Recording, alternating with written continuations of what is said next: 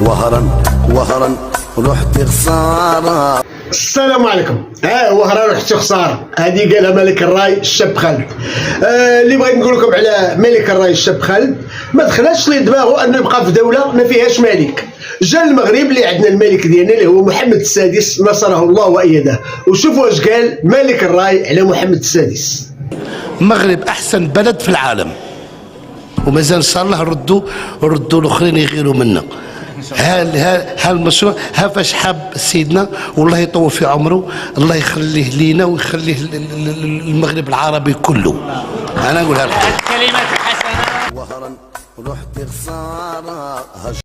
وماشي غير ملك الراي اللي هو الشاب خالد اللي هز الرايه المغربيه وفرح بالجنسيه المغربيه، كذلك كاين واحد فضل ما يعيش في واحد البلاد ولكن فضل يعيش في المغرب. علاش؟ حيت هو سميتو